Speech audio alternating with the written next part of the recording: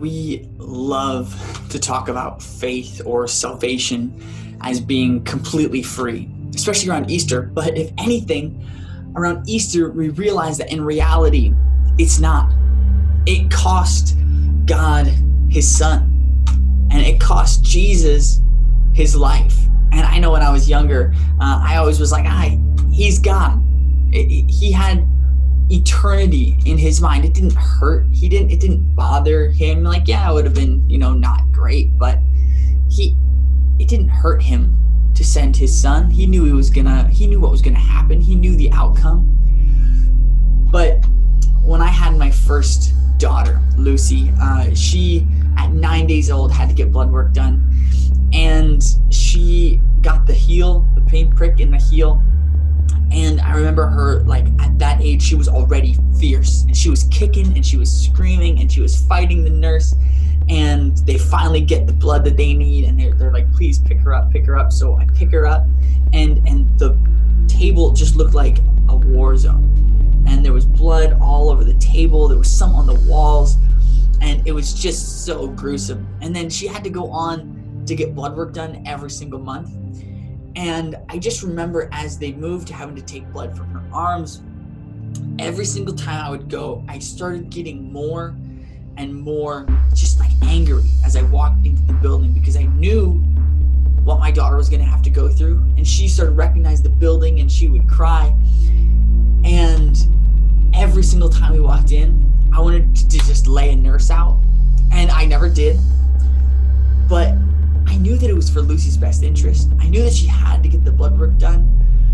But as I was sitting there one time, it kind of really struck me the price that God paid, having to watch his son go through what he went through when he was betrayed and ridiculed and judged and murdered. And in Mark chapter 14, there's this really sort of stark passage that is pretty famous around this week. And it goes like this. They went to a place called Gethsemane, and Jesus says to his disciples, "Sit here while I pray." He took Peter, James, and John along with him, and he began to be deeply distressed and troubled. "My soul is overwhelmed with sorrow to the point of death," he said to them. "Stay here and keep watch."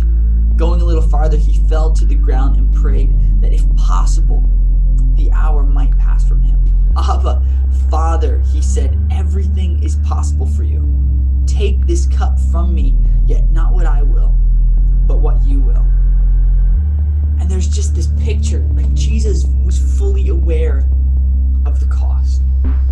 And I think that in the next week, it's super important for us to remember that the grace that we experience, that the hope that we experience, that the life that Jesus came to give us was not free.